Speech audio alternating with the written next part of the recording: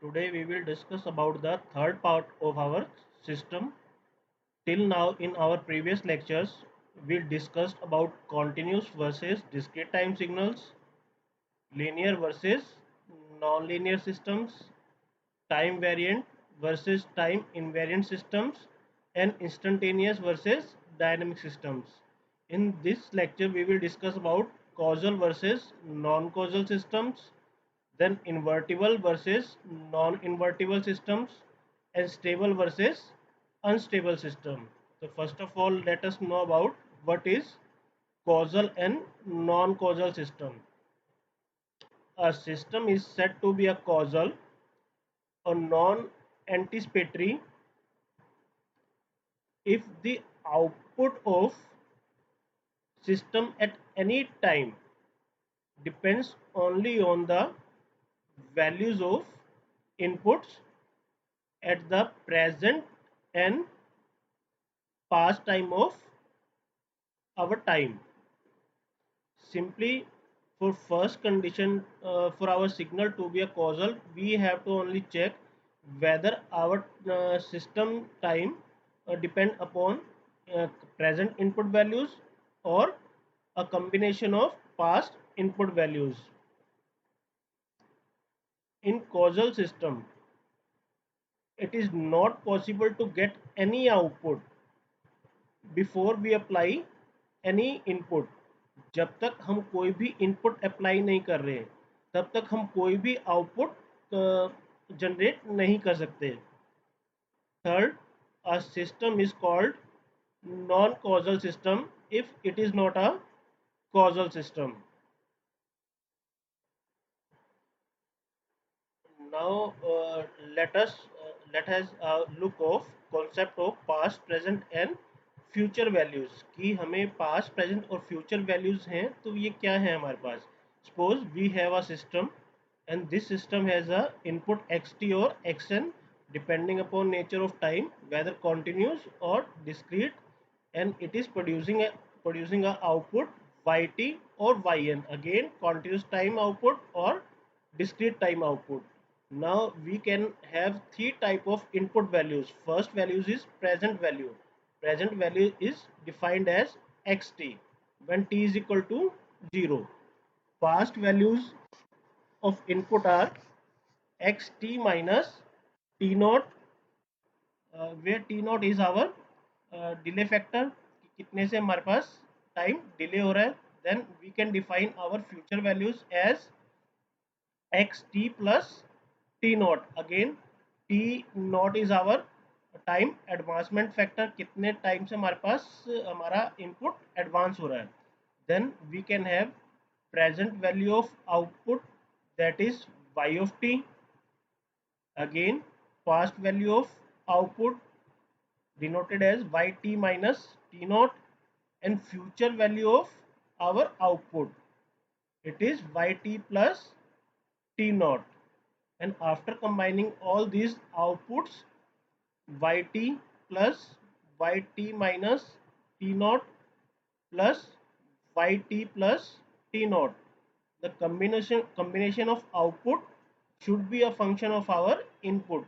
Combination of inputs means xt plus xt minus t naught plus xt plus t naught. Ultimately we have to find our present value of output. हमें सिर्फ अपनी output की present value find out करनी होगी. To find out present value of my output, our function is now yt is equal to xt plus xt minus t naught plus xt plus t naught minus yt minus t naught minus yt plus t naught. Means our current value of output is now function of current value of input. मेरे पास current value of input होगी, that is current value of my input, and it is a function of past value of my input. This one is my past value of input. Then it will be a function of future value of input as well as past value of output and future value of my output. These values, past and future, we can take it from our memory. हम memory में इनको store कर सकते हैं अपनी past and future values को, और इनको पास्ट और फ्यूचर वैल्यूज को हम अपनी मेमोरी में से कॉल अप कर सकते हैं। प्रेजेंट जो मेरी वैल्यू है इनपुट की, वो मेरे पास करंट वैल्यू होगी, उसको हम प्रोवाइड कर रहे हैं और उसके अकॉर्डिंगली अपने करंट आउटपुट कैलकुलेट कर रहे हैं। Now see how can we plot this input, current values, past values and future values, and how we can store these values in our memory block. Suppose we have a signal xn that is equal to 2, 1, 3, 4, 5, and we have marked a arrow at value 3. तो जो ये हम arrow mark कर रहे हैं at value 3 means it is symbolising us that n is equal to zero at this position, कि हमारे पास N की जो वैल्यू जीरो होगी वो इस पोजिशन पे होगी।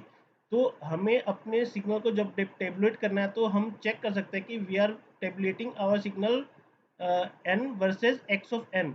Now xn, sorry, n has total 5 values: 0, positive 1, positive 2, minus 1, minus 2, and we can have we can check we have amplitudes 2, 1, 3, 4, 5, and zero position मेरे पास n की कहाँ होगी एट गिवन पॉइंट 3। जब मेरे पास एम्पलीट्यूड 3 है उस टाइम मेरे पास जो n की पोजीशन होगी जीरो, हम उसको n is equal to zero consider करेंगे। तो first when amplitude is equal to 3, at that case my n is equal to zero means it is my current position, अभी हम इस पोजिशन पे हैं ऑफ टाइम। सेकेंड, हम check कर सकते हैं कि हमारे पास जो 4 है amplitude that is given at n minus 1 position। तो n minus 1 position is now my past value of past value, and 5 amplitude is given at n is equal to 2 or n minus 2, again it is a past value of my input। Then we can check amplitude 1 is given at n is equal to minus 1 or n plus 1, means it is the future value of my input। Amplitude 2 is given at n plus 2, means again it is the future value of my input। To plot this we need n versus xn, x is n, 0, 1, 2, minus 1, minus 2, first plot first amplitude is our 3 at position n is equal to 0, and then 4 at n is equal to 1, and 5 at n is equal to 2, then 1 at n is equal to minus 1, and 2 at n is equal to minus 2। Simply हम check कर सकते हैं कि when n is equal to 0 it is our current position of time, कि मेरे पास अभी time की ये मेरे पास करंट पोजीशन है, तो means we can say that it is current और present value of my input signal. Second, this two values जो मेरे पास राइट हैंड साइड में प्लॉट हुई at 1 n is equal to 1 and n is equal to 2 पे, means n plus 1 n sorry n minus 1 and n minus 2, these two values are my past values, and which we plotted in our left hand side of our uh, vertical axis. These values are our future values, n plus 1 and n plus 2। Now see how we can store these values in our memory। Suppose we have a memory block। Second, हम ये भी check कर सकते हैं कि according to time हम इसको check करें कि कैसे हमारे पास ये पास्ट और फ्यूचर वैल्यूज है। तो suppose 9 o'clock is our present time, कि हम अभी प्रेजेंट टाइम पे है 9 o'clock पे। तो इससे एक वन बैक पोजिशन मेरे पास क्या हो जाएगी if we are taking a time interval of 5 minutes, 8.55 then 8.50। Future values मेरे पास क्या हो जाएंगी एट 9.05 एंड 9.10। तो simply when we are having a time current time of 9 o'clock, we can check that 8:50 is a past time by a factor 10 minutes, 8:55 is a again past value of time by a factor 5 minutes, 9.05 is a advanced time by a factor 5 minutes, and 9.10 is a again advanced time by a factor 10. Now simply store these values in our memory. Suppose we have a memory block of 5 spaces, because we have to store this total 5 values. I am taking a memory block of 5 spaces. In first space, जो मेरे पास first space है उसमें मैं क्या enter करा रहा हूँ, I am storing 3. First जो भी मेरे पास करंट वैल्यू है 3 को मैंने स्टोर कराया, तो उससे एक down, one down, we are storing value 4,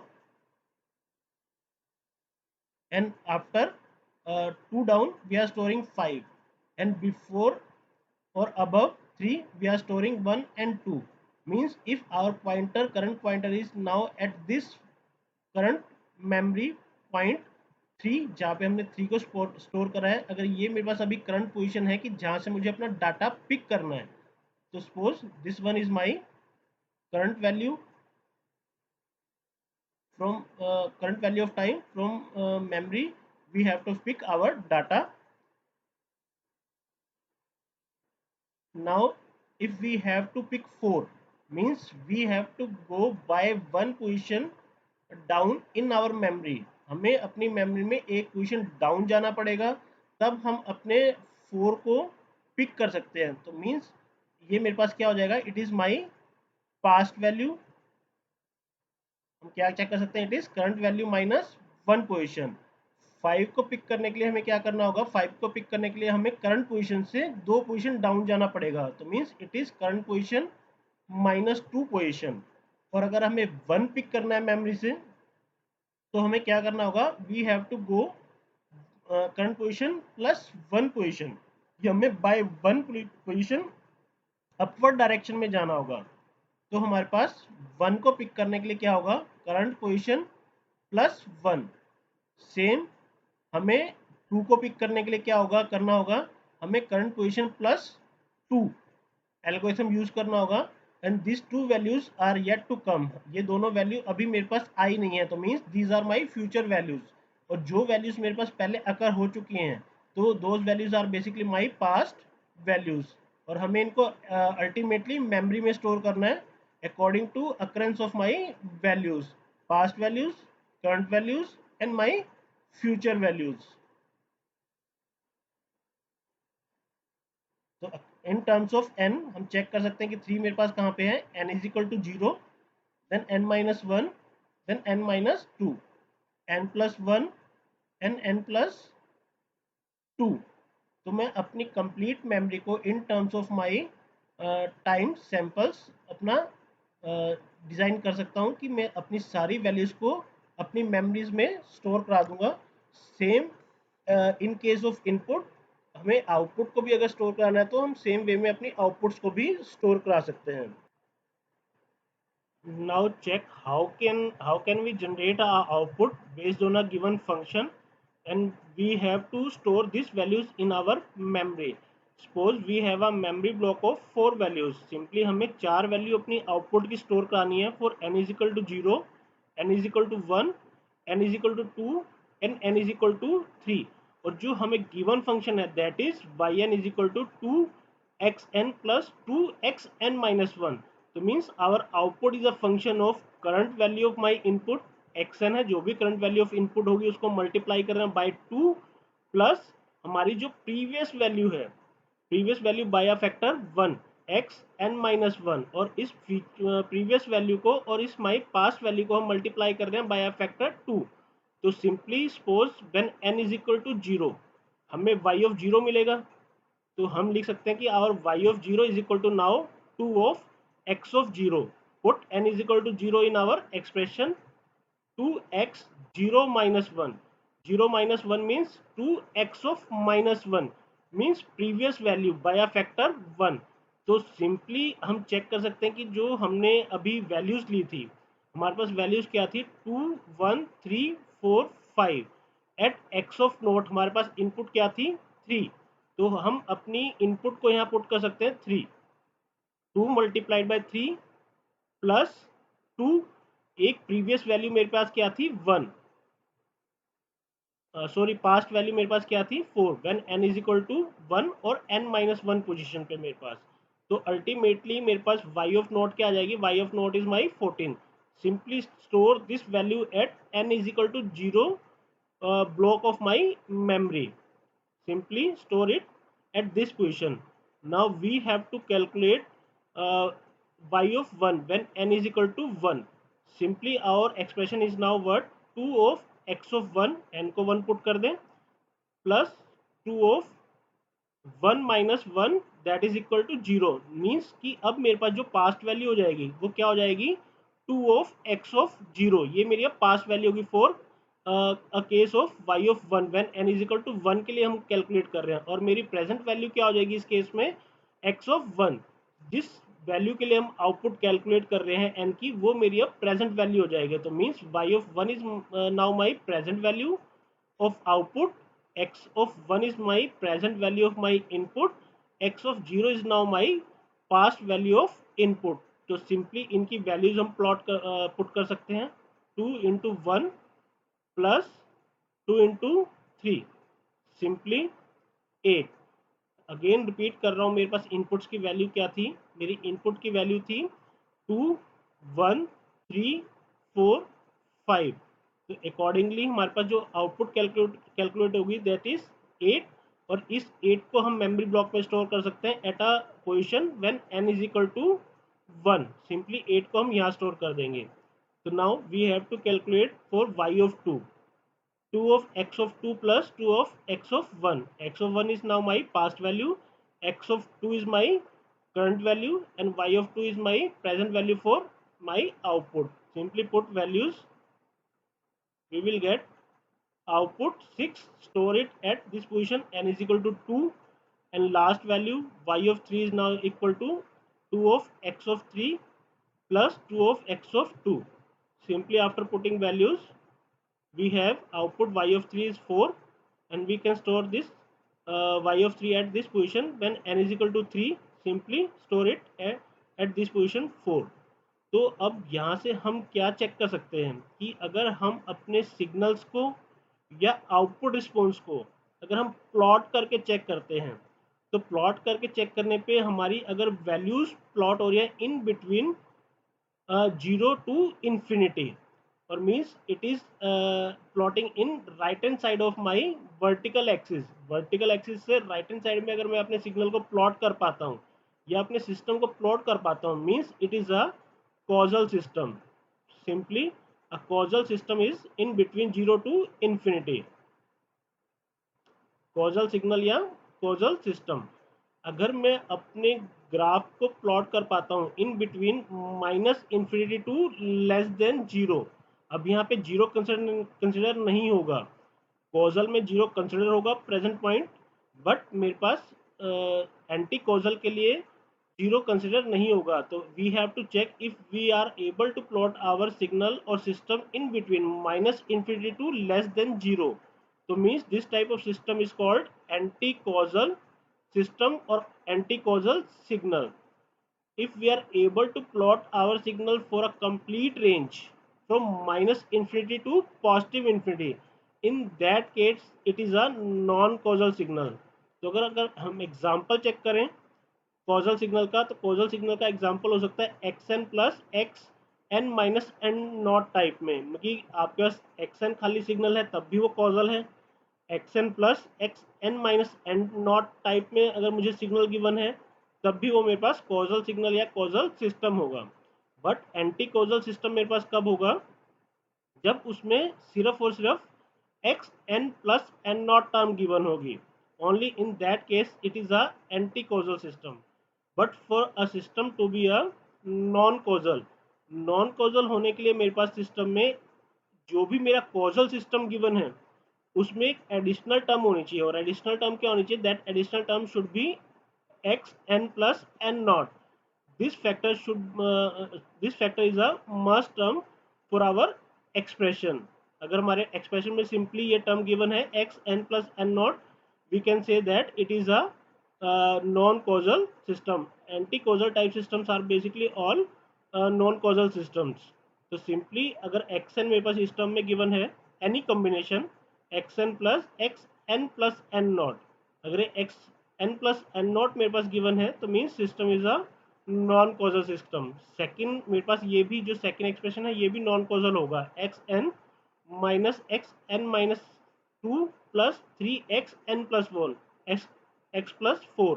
तो मीन्स जो ये मेरे पास एक्स प्लस फोर आया एक्सप्रेशन में, due to this value my system is a non causal type of system.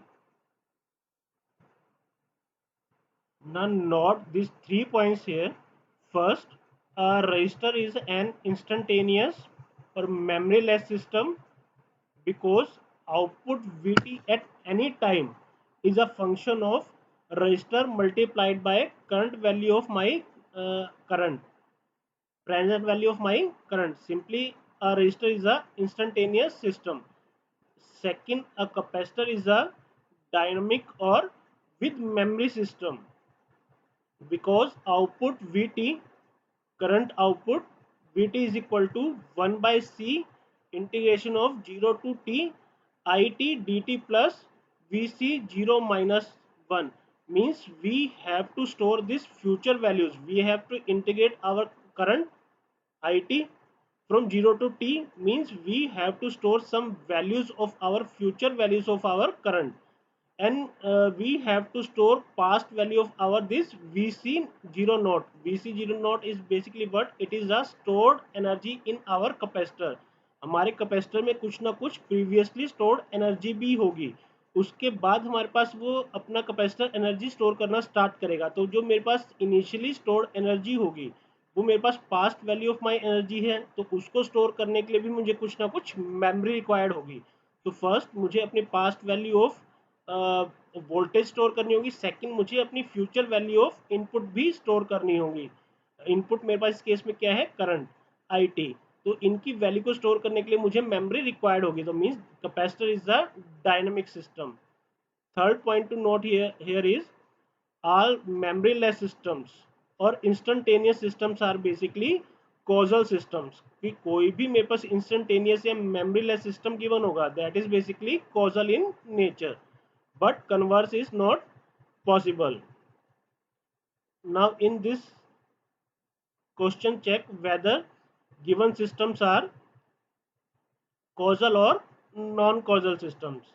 तो सिस्टम मुझे क्या क्या गिवन है, first y t is equal to x t plus x t minus one, second y t is equal to two x square t, third y t is equal to x t minus one plus x t minus two, then d y t is equal to two x t plus x t plus one, next y t is equal to x t plus one, next yn is equal to xn plus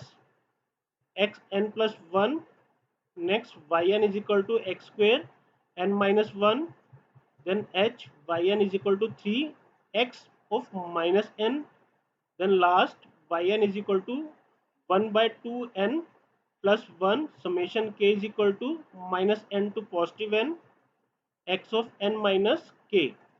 we have to check whether these systems are causal or non-causal।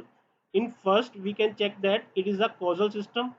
हमें कोई भी x t plus t naught term नहीं given, तो means first one is causal, second again is causal, कोई भी मुझे t plus t naught के term नहीं given, और सिर्फ मुझे क्या given है, जो मेरी करंट वैल्यू ऑफ आउटपुट है that will depend upon only my present value of input। सिर्फ x t given है तो means present value of my input। तो मेरे पास सेकंड भी कॉजल होगा, थर्ड भी मेरे पास कॉजल होगा।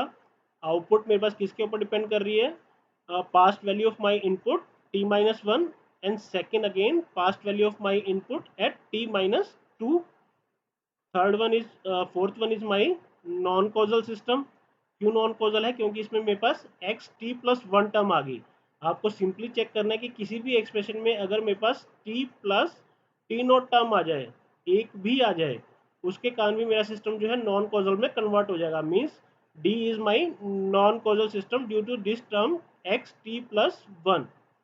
ई again non causal again due to this term x t plus one. F again non-causal due to this term x n plus 1 discrete time signal है।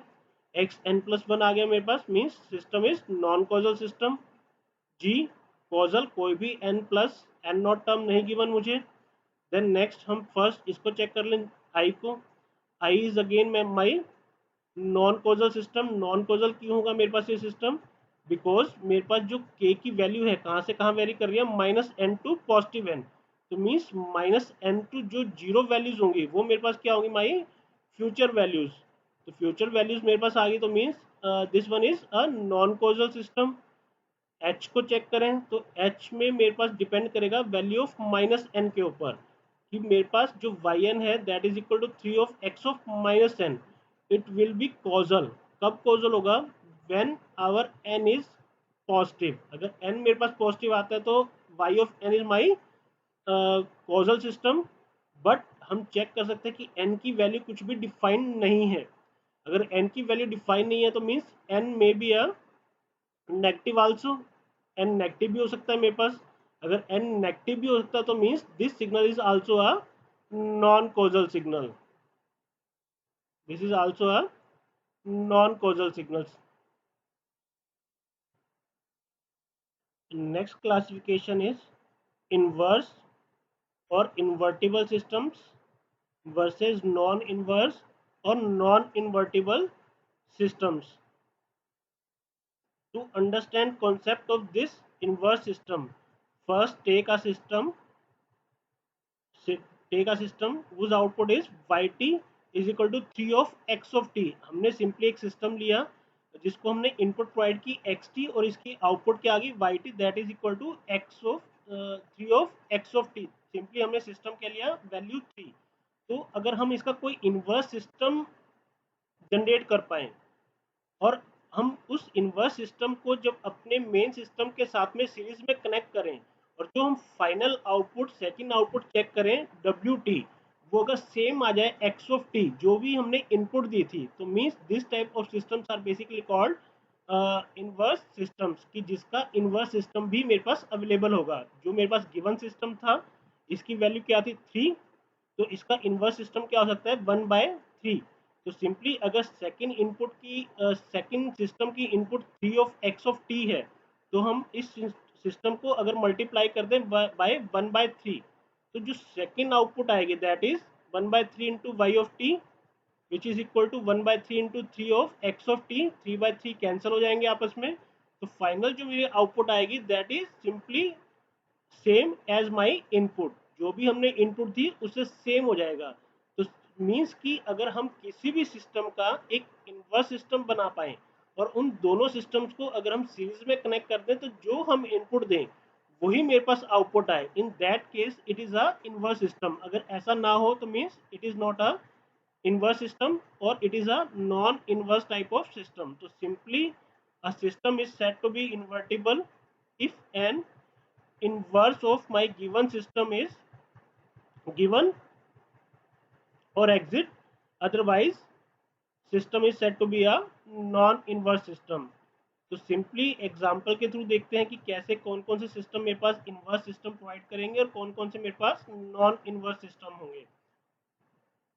तो फर्स्ट मुझे गिवन है yt is equal to 2 of x of t, then yt is equal to x square t, yt is equal to dxt by dt, yn is equal to summation k starting from minus infinity to infinity x of k, and last yn is equal to xn x of n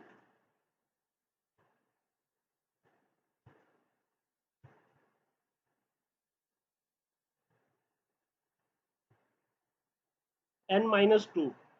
तो first जो हमारे पास y of t given है 2 of x 2 of xt, it is a inverse system, invertible system है मेरे पास।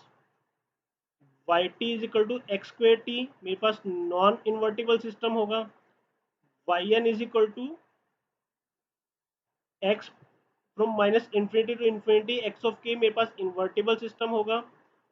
yt X square T non invertible, yt dxt by dt again non invertible, yn is equal to xn multiplied by xn minus 2, it is also non invertible systems. तो mostly जो मेरे पास systems मिलेंगे those are non invertible in nature. We will have very less number of systems जो मेरे पास invertible systems होंगे. तो invertible system find out करने के लिए सिंपली आप क्या चेक कर सकते हो, उसका एक इन्वर्स सिस्टम क्रिएट कर सकते हो, और इन्वर्स सिस्टम क्रिएट करने का जो आउटपुट आए वो मेरे पास सेम आनी चाहिए जो जैसा हमने इनपुट अप्लाई किया था. Most important classification of our systems is basically check whether our system is stable or unstable. हमें चेक करना है कि whether हमारा जो सिस्टम है that is stable or unstable. So there are many criteria or many ways to define whether our system is a stable system or a unstable system. But most generally used ways are basically: first, a system is said to be a bounded input, bounded output. Stable systems means BIBO, bounded input, bounded output. Stable systems only when for any bounded input we are generating a bounded output. अगर कोई हमें bounded input given है x of t और x of n, for that we are generating a output yt और yn, that is also a bounded output. What is meaning of this bounded input bounded output? Bounded means limits. अगर हम कोई भी input हम कुछ limits में provide कर रहे हैं, सपोज मुझे एक इनपुट गिवन है जिसकी लिमिट क्या है मेरे पास 0 to 10 वोल्ट. मिनिमम अटेन क्या कर सकती है मेरी इनपुट 0 वोल्ट, और मैक्सिमम क्या अटेन कर सकते हैं 10 वोल्ट. मीन्स मेरा जो इनपुट सिग्नल है that is in bounded in this two limits 0 to 10 volts. Accordingly जो मेरे पास आउटपुट जनरेट हो रही है वो आउटपुट में जनरेट हो रही है in between -20 volts to +20 volts. Means कि यहाँ पे भी मैं इसकी जो लिमिट्स हैं उनको बाउंड कर रहा हूँ. मेरी जो आउटपुट है वो भी बाउंडेड आ रही है in between this two limits -20 volts to +20 volts. Means कि मेरी इनपुट भी अब लिमिटेड है बाय सम बाउंड्स एंड मेरी आउटपुट भी लिमिटेड है बाय सम बाउंड्स. तो means my input and output relationship is bounded. It is a BIBO stable system. अगर ऐसा नहीं है कि मैं बाउंडेड इनपुट्स दे रहा हूँ और आउटपुट मेरे पास बाउंडेड ना आए, means in that case my system is a unstable system.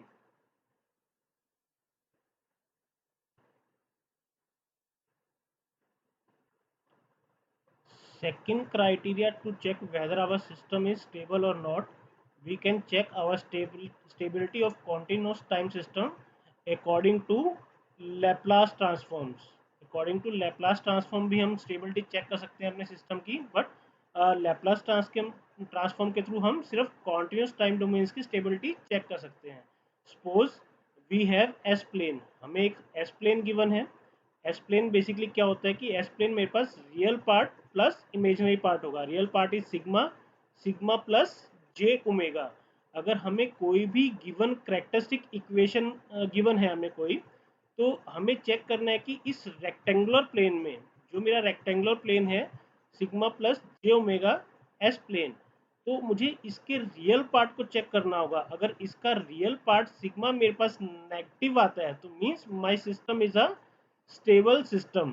अगर ये रियल पार्ट मेरे पास नेगेटिव आ जाए तो means my system is a unstable system. तो हम चेक कर सकते हैं इन माई एस प्लेन. तो अगर हम राइट हैंड साइड में है मेरे प्लेन के, तो राइट हैंड साइड मेरे पास क्या होगा, सिग्मा मेरे पास पॉजिटिव होगा. तो मेरे पास ये टोटली अनस्टेबल रीजन होगा मेरे पास right hand side of my imaginary axis. और अगर हम इमेजिनरी एक्सिस से लेफ्ट हैंड साइड में रहें तो मीन्स मेरे पास सिग्मा जो होगा दैट इज नेगेटिव. तो ये मेरे पास टोटली स्टेबल रीजन होगा. तो एग्जाम्पल मेरे पास इसका क्या हो सकता है कि अगर रूट्स मेरे पास आ जाए -4 + 3j, तो -4 के रियल पार्ट है मेरे पास -4, तो ड्यू टू दिस -4 तो मेरे पास सिस्टम क्या होगा स्टेबल. 3 + 6j ओमेगा, 3 मेरे पास क्या हो गया अब यहाँ पे पॉजिटिव, रियल पार्ट पॉजिटिव है तो मीन्स सिस्टम इज अनस्टेबल. तो हमें सिर्फ चेक क्या करना होगा, जो भी हमारे पास करेक्टरिस्टिक इक्वेशन गिवन है उस करेक्टरिस्टिक इक्वेशंस के मुझे रूट्स निकालने हैं फर्स्ट, उन रूट्स को निकालने के बाद मुझे चेक करना है कि इन रूट्स का जो रियल पार्ट है, अगर रियल पार्ट नेगेटिव है तो मीन्स सिस्टम इज स्टेबल। अगर मेरे पास रियल पार्ट नेगेटिव नहीं है तो मेरे पास सिस्टम अनस्टेबल। और अगर मेरे पास रियल पार्ट जीरो है तो मीन्स मेरे पास जो रूट्स हैं वो कहाँ लाई करेंगे, they will lie on a imaginary axis, J omega axis पर लाई करेंगे। तो सिस्टम क्या हो जाएगा, it is a marginally stable system.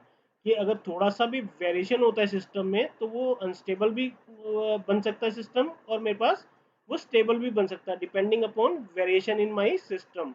तो ऑन जे ओमेगा एक्सिस पे अगर मेरे पास रूट्स प्लॉट होंगे तो means system is a marginally stable system और critically stable system.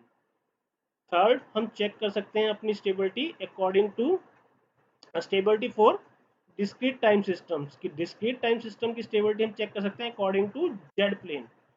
Z plane is basically what, it is a polar plane.